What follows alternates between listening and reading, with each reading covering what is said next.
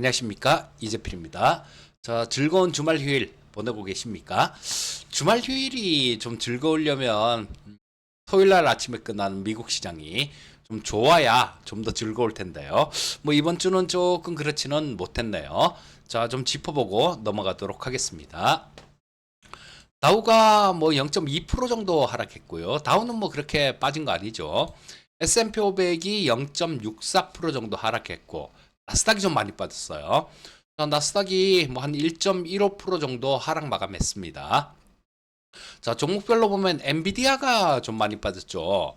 보시면 엔비디아가 뭐 한 3% 정도 하락 마감했고, 그다음에 테슬라가 뭐 한 3.5% 정도 하락 마감했고요. 자, 그다음 TSMC도 3.1% 정도 하락 마감했습니다. 나머지 기술주들도 대부분이 빅테크 기업들이 좀 하락하는 모습이었고요. 알파벳만 소폭 상승했죠. 자, 요거는 이유가 있었죠. 자, 뭐 미국 시장은 월요일은 휴장이죠. 월요일은 휴장인데 아마 노동절일 거예요. 노동절 휴장이라서 월요일 날 장이 없습니다. 월요일 저녁에. 그래서 아마 그 중국에 요거 직접적으로 뭐 반도체 주식들이 많이 빠졌는데 필라델피아 반도체 지수가 보시면 뭐 한 3.1% 정도나 급락했습니다. 그러니까 반도체 주식들이 다 좀 많이 두들겨 맞았다라는 얘기예요. 자, 요게 뭐 이렇게 맞은 이유는 중국이 AI 칩을 알리바바죠.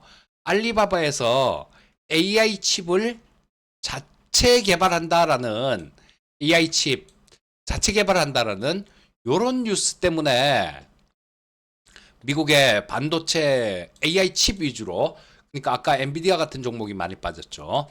급락했는데 요거를 기존에 또 AI 칩들 요런 것들을 중국에서 설계를 해서 TSMC에 위탁해서 생산했죠. 근데 요번에 알리바바에서 개발하고 그런 칩을 중국 내에서 자체 생산할 계획이다라고 얘기를 합니다. 야, 그렇게 되면 그쵸? 중국의 엔비디아의 지금 H20을 대신할 칩이라 그래요. 뭐 미국이 이 H20 칩을 수출 통제했으니까 뭐 얼마 전에 이제는 매출의 15%를 받고, 나 진짜 근데 이 엔비디아가 매출의 15%를 미국 정부에 내고 수출을 한다라는 얘기를 뉴스가 있었죠. 나 근데 외국 기업이 우리나라에 물건 팔 때 그때 저거를 받는 관세를 수입으로 받는 거죠. 그런 경우는 있어도 야, 니들 수출하려면 우리한테 돈 내고 수출해. 이런 건 잘 못 봤습니다. 참, 그래서 일단 뭐 이렇게 하더라도 일단 뭐 중국에 유지하는 게 중요하니까 그렇게 좀 젠슨 왕도 그렇게 한 것 같은데요. 트럼프가 돈 내놔 수출하려면 이거였죠. 욕을 들어준 것 같은데 이거마저도 중국이 나 안 해. 그러면서 자체 개발을 했다라는 얘기예요. 젠슨 왕이 가장 두려워하는 거는 이런 거죠. 어쨌거나 수출 통제를 하게 되면요, 자체 기술 개발을 하게 됩니다. 그 속도가 좀 이 따라잡는데 시간이 걸리는 거 그런 부분이 있겠지만 우리나라 역시 마찬가지였잖아요. 전에 2018년이었던가요? 19년이었던가요? 그때 일본에서 극자외선 공정에 쓰는 뭐 포토레지스트 같은 것들 이런 것들을 수출 통제를 한다라는 얘기를 하니까 우리나라가 자체 개발했잖아요. 우리나라 소부장 업체들이 동진 세미캠 뭐 이런 기업들이 그 포토레지스트 같은 거를 국산화를 했습니다.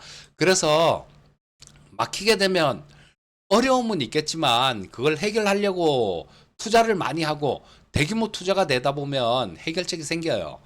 아마 젠슨 왕이 걱정한 게 그거였던 것 같은데 지금 중국에서는 이 알리바바가 자체 칩을 설계를 해서 TSMC로 이렇게 위탁 생산하는, TSMC가 아니라 자체 생산하는 그런 쪽으로 가는 것 같습니다. 그래서 이게 참 중국이 크기는 많이 컸어요. 예, 크긴 굉장히 많이 컸는데 거기 뭐 그러니까 트럼프는 또 그러죠. 반도체 장비 중국에 우리 지금 삼성전자나 SK하이닉스 같은 종목들 기업들 저 중국으로 장비 반입할 때도 하나하나 다 허가를 받아라. 이런 얘기를 했습니다. 자, 요런 게 지금 미국 저 반도체 섹터들 요런 쪽에 상당히 좀 안 좋은 영향을 줬고 그 결과로 나스닥이 좀 많이 하락했어요. 자, 그 외에도 경제 지표 나온 것들을 좀 살펴보면 경제 지표는 그렇게 뭐 그렇게 시장에 영향을 줄 만한 그런 부분들은 아니었죠. 처음에 미국 지난주 금요일 날 발표된 게 미국의 PC가 발표됐고요. 그다음 미시간대에서 설문조사가 발표됐죠. 그 부분 좀 살펴볼게요. 자, 여기 소비자 물가에는 두 가지가 있습니다. 여기 CPI가 있고요. PCE가 있어요. CPI는 미국 노동부에서 발표하는 거, PCE는 미국 상무부에서 발표하는 겁니다. 연준이 통화정책을 하면서 지표로 삼는 거는 이 PC를 지표로 삼아요. 근데 실제적으로 보면 시장에 영향을 주는 거는 CPI가 영향을 줍니다. 왜냐하면 CPI는 월 중반 정도에 나와요. 그러니까 뭐 한 10일이나 15일 사이 대충 그쯤이면 CPI가 나옵니다. PC는 월 말에 나오고요.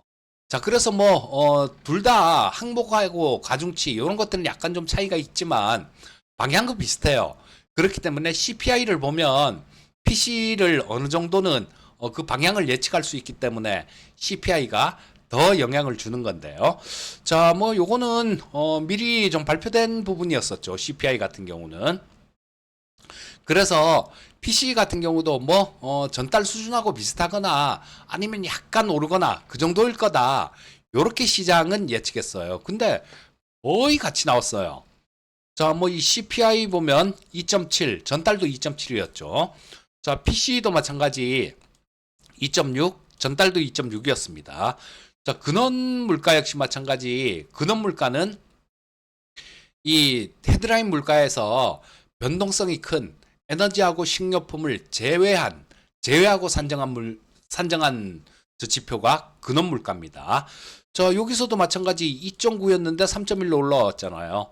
PC도 마찬가지 2.8에서 2.9로 올라왔습니다. 그래서 시장이 예상한 거하고 그렇게 큰 차이는 없었어요. 그랬기 때문에 이 PC가 시장에 영향을 준 건 아니고요. 자, 그리고 또 한 가지 지표가 나온 거 있죠. 미시간더에 대해서 발표하는 겁니다. 요거는 한 달에 두 번 발표를 해요. 두 번 발표를 하는데 중순쯤에 한 번 발표하고 그다음 월 말에 한 번 발표하고 자, 중순쯤에 발표된 게 예비치, 그 다음에 월 말에 발표된 게 확정치 이렇게 구분하는데요. 제가 여기 빨갛고 파랗게 글씨 써놓은 거는 그 부분들 저 표시를 해놓은 겁니다. 예비치가 일단 나오잖아요. 중순에 예비치가 나오고 확정치가 나오지 않습니까?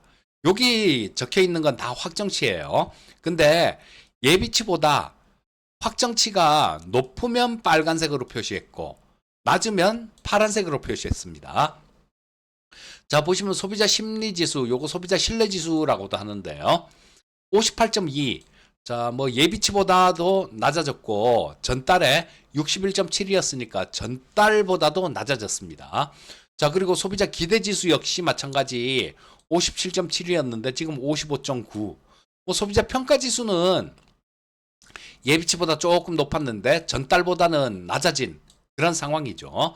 자, 그리고 1년 기대 인플레, 5년 기대 인플레 이렇게 있는데 자, 뭐 이게 예비치에서는 5 정도 나왔을 거예요.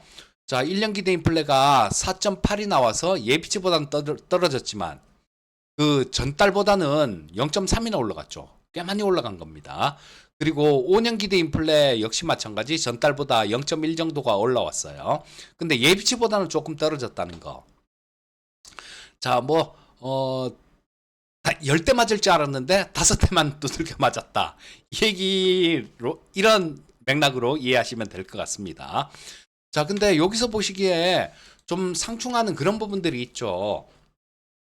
소비자 심리 지수가 요렇게 좀 떨어지면 이거는 경기를 부양해야 되는 그런 상황이죠. 58점이면 굉장히 낮은 수준입니다. 작년에 1년 동안 평균이 요 위에 있는 72.5예요. 근데 올해 같은 경우는 연초에는 70 뭐 요렇게 있다가 쭉 밀려 떨어진 그런 모습이죠. 소비자 기대 지수 역시 마찬가지입니다. 작년 평균이 73.64. 근데 55.9니까 소비 심리는 상당히 많이 얼어붙었다라는 얘기예요. 미국은 소비가 전체 경제에서 3분의 2를 차지하는 소비 중심 국가죠. 그렇기 때문에 이 소비가 위축된다라는 건 굉장히 좀 어려운 그런 상황이다라는 걸 의미하는 겁니다. 아무리 또 트럼프가 아니다라고 해도 가격이 올라가면 소비 심리는 위축되게 돼 있죠. 기대 인플레도 마찬가지. 지금 4.8%면 작년에 1년간 평균이 2.9%였어요. 자, 이거 굉장히 좀 예비치보다는 작았지만 이게 4.8%가 이렇게 소비자들이 예측한 겁니다. 소비자들 입장에서 예측한 부분인데 이 부분이 높아졌다라면 경기 부양하면 야 이건 물가가 어려울 수 있겠는데 물가가 튈 수 있겠는데 이런 부분들을 의미하는 거기 때문에 약간 좀 그 금리 인하에 대해서 뭐 마음대로 연준 위원들이 지금 마음대로 금리 인하를 못한 이유가 이 인플레이션 때문입니다. 근데 소비자 지표를 보게 되면 이 부분은 금리 인하를 해야 되는 그런 상황이에요. 자, 그래서 일부 연준위원들은 금리 인하를 해야 된다. 일부 연준위원들은 금리 인하를 하면 안 된다. 뭐 이렇게 얘기를 하는데 지금 연준의 이사진들이요. 그런 쪽들은 지금 트럼프가 많이 장악을 해가고 있죠. 얼마 전에 그 쿠글러 이사도 이 금리 인하를 하면 안 된다라는 그런 쪽에 있었는데 사임을 하고 그 자리를 금리 인하를 해야 된다라는 트럼프의 측근이 그 자리로 갔습니다. 그리고 리사 쿡 연준 이사도 지금 뭐 대출 부정 대출 관련해 갖고 그게 2010년인가 12년인가 뭐 그때 있었다 그래요. 자, 근데 그걸 빌미로 해서 트럼프가 처음에는 야 사퇴해라 이러더니 나중에는 사퇴를 안 하니까 해임장을 보냈죠. 너 아웃이야. 그리고 해임 통지를 보냈는데 리사 쿡 연준 이사가 나는 이거 승복 못한다. 소송할 거다. 그러면서 소송을 냈어요. 자, 이런 시도는 트럼프는 금리 인하가 꼭 필요할 겁니다. 왜냐하면 지금 국가 부채가 엄청나요. 예, 국가 부채가 지금 뭐 그 35조 달러. 우리나라 돈으로 4경 얼마 정도 되죠. 5경 가까이 되는 그 정도입니다. 그러니까 이게 이자 비용만 하더라도 진짜 어마어마한 거죠. 뭐 4경이면 지금 1%면 얼마입니까? 4천조에 400조네요. 1%만 해도 400조입니다. 그러면 지금 뭐 4.4%만 잡아도 이게 200조네요. 2000조네요. 2000조면 거의 우리나라 GDP가 2000조 조금 넘는 그 정도 수준입니다. 그래서 이게 감당이 안 돼요, 트럼프가. 그래서 금리 인하를 막 그렇게 얘기를 하고 있는데 참 이 미국도 그래서 이 뭐 쓸 돈은 많고 트럼프가 비비비 법안 그러면서 뭐 크고 아름다운 법안 자기는 그렇게 얘기를 하면서 또 감세해 주는 걸 잔뜩 통과시켰죠. 그 법안을. 그렇기 때문에 뭐 그것 때문에 또 관세도 더 걷어야 되고 그렇습니다. 그래서 이 부분이 좀 금리 인하를 하고 싶은데 연준에서 막고 있으니까 트럼프는 자기 의지대로 자기 금리 인하에 대해서 비둘기적인 사람들만 끌고 가고 그럴 가능성 그렇게 하게 될 겁니다. 자, 연준 장악 시도가 있는데 이 부분에 대해서는 그쵸? 아마 9월 달에는 금리 인하가 있을 거예요. 자, 뭐 요 정도 인플레이션 요렇게 전달보다는 올라왔다라고는 하지만 예비치보다는 작았으니까 그 예비치 나올 때도 9월 달은 금리 인하 할 거야. 뭐 이런 부분들이었으니까 금리 인하는 하게 될 겁니다. 그리고 지금 이제 다음 주 정도에 나오겠네요. 다음 주 금요일 정도에 그 고용지표가 나오게 될 겁니다. 미국 고용지표가 나오고 그리고 그 다음에 CPI가 한 번 더 나오고 연준 통화정책회의가 있을 텐데 그 연준 통화정책회의에서는 금리를 인하할 가능성 인하한다라고 봅니다. 저는 이 고용지표가 좀 되게 부진하게 나오면 0.5 얘기도 막 나올 수도 있어요. 근데 뭐 아직까지는 0.25 정도로 보시면 될 것 같고요. 자, 뭐 경제지표 나온 것들은 큰 영향을 미치지는 못하는 그런 시장의 그런 부분이었었는데 저 알리바바 쪽 이 반도체 칩 얘기가 좀 컸습니다. 그리고 또 하나 뉴스가 있었죠. 트럼프 관세에 이 관세 지금 폭주라고 봐야죠. 여기 제동이 걸릴지도 모르겠습니다. 지금 그런 부분이 있죠. 미국에서 지금 재판 중입니다. 트럼프 관세에 대해서 재판 중이에요. 자, 1심에서는 이 트럼프 네가 관세를 이렇게 전부 다 관세를 부과하고 이럴 권한이 없다라는 판단이 나서 2심으로 갔는데요. 2심에서도 역시 마찬가지 7대 4였습니다. 야, 관세 네가 부과하고 막 이렇게 한 거는 이거는 불법이야. 이런 결론이 났어요. 자, 그래서 지금 이제 대법원만 남았습니다. 대법원으로 갈 거고 여기서는요.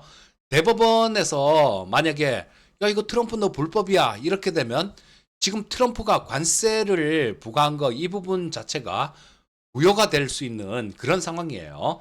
그래서 트럼프는 고등법원이죠 우리로 따지면 거기서 판결 난 걸 갖고 그런 얘기를 합니다. 야 이거 만약에 이대로 판결 나면 미국엔 재앙이야. 나라 망할지도 몰라. 니들 정신 똑바로 차려 판사들. 이런 식으로 얘기를 했습니다. 자, 그래서 뭐 이 부분은 10월 달 정도에 아마 그 최종적으로 판결이 나올 것 같은데요. 이거 판결은 어떻게 나올지는 분위기는 좀 지켜봐야 될 것 같습니다. 자, 하지만 이 부분은 지금 당장은요. 그 관세를 물리는 거 그렇게 할 수 있죠. 법원에서는 최종적으로 대법원에서 판결 나오기 전까지는 지금 관세 부과하고 있는 거 이거 유효하다. 이렇게 얘기를 했어요. 자, 그러니까 10월 달까지는 관세는 뭐 지금처럼 부과되고는 있는 건 맞고요. 대신에 이 부분 10월 달에는 이 부분이 결정 날 테니까 뭐 그때까지는 분위기를 조금 잘 봐야 될 것 같습니다. 자, 그래서 이번 주에 조금 호재, 악재, 호재성 얘기들, 뭐, 요런 것들은, 글쎄요, 미국 경제 지표가 예상치에 부합했다는 거 정도, 그 정도로 볼 수 있고, 금리 인하 가능성이 좀 더 높아졌다라는 거, 그 정도로 볼 수 있을 것 같고요. 자, 악재 부분은, 중국의 알리바바에서 반도체 칩 개발한 거 이런 부분들로 볼 수 있을 것 같은데요. 자, 일단 뭐 우리나라 시장도 차트 보면서 한번 말씀드리도록 하겠습니다. 자, 코스피 차트인데요. 어디로도 못 움직이고 있죠. 자, 7월 중순부터 시작해서 여기 7월 11일 그러니까 7월물 옵션 만기 지나고 난 다음부터 옆으로 횡보하더니 지금 계속해서 옆으로 횡보만 하고 있는 모습입니다. 자, 그래서 뭐 7월 달에도 옵션 수급 보면서 좀 말씀을 드렸었는데 시장을 좀 정확하게 맞춰 드린 거죠. 자, 근데 지난달도 그랬고 지금도 거의 뭐 지난주에도 마찬가지로 그런 말씀을 드렸지 않습니까? 큰 변화 없을 거라고. 지금도 마찬가지 비슷하게 보시면 될 것 같습니다. 이게 지금 옵션 수급들 요런 것들이 지금도 마찬가지예요. 자, 보시면 외국인들은 콜옵션, 풋옵션 전부 다 양쪽으로 이렇게 매도를 치고 있습니다. 물론 풋옵션 매도가 좀 많아요. 자, 이 양매도 포지션이 좀 많을 경우에는 지금 뭐 한 풋 같은 경우는 300억 이상 되니까 규모가 꽤 된다라고 보시면 되겠는데요. 풋 매도가 많기 때문에 시장 뭐 미국 시장이 좀 저렇게 하락하면서 좀 두들겨 맞았다고 하더라도 우리 시장 뭐 급락하고 그런 부분들은 아닐 겁니다. 그리고 전에 제가 그런 말씀 드렸었죠. 이때도 그런 말씀 드렸고, 한번 훅 빠지면 빠르게 V자로 들어올려 놓을 가능성이 많다라고 그렇게 움직일 겁니다 라는 말씀을 드렸는데, 쭉 치고 올라가면 밀어 놓을 거고, 밀어 놓으면 또 들어올려 놓을 거고, 그런 모습일 겁니다 라는 말씀을 드렸었는데요. 자, 그거 그대로 움직였죠. 치고 올라가니까 밀어 놓고, 밀어 놓으니까 들어올리고, 또 밀리니까 들어올리고, 또 밀리면 또 들어올릴 수 있는 그런 모습이다라고 보시면 될 것 같아요. 왜냐하면 이 옵션 양매도 포지션은 저 주가가 좀 크게 움직이면 상당히 피곤해집니다. 그 외국인들 저 일단 저 이 옵션 시장에서 크게 좀 양매도 포지션이 많기 때문에 그렇게 볼 수 있는 거예요. 자, 그리고 뭐 8월 달에는 코스피 시장 쪽에서는 외국인들이 조금 순매도로 바뀌었네요. 근데 7월 달에 한 6조 3천억 정도 샀기 때문에 지금 저 8월 달에 한 1조 6천억 정도를 매도를 했거든요. 뭐 그 정도는 매도 물량 나올 수도 있다라고 보고요. 대신 이게 9월 달하고 쭉 이렇게 이어진다라면 조금 피곤하겠죠. 당장 내일 시장을 보게 되면 자, 뭐 미국 시장이 빠졌으니까 우리나라 시장도 좀 빠져서 시작할 확률이 높겠죠. 그러면 요거는 또 저 장 초반에 하락폭이 좀 커지게 되면요. 또 뭐 오후장에는 좀 들어올리면서 이 아래 꼬리 달고 양선 형태 그런 게 나올 가능성이 많습니다. 자, 요게 양매도 포지션이 많기 때문에 그런데 내일 그 부분을 좀 잘 보시면 될 것 같아요.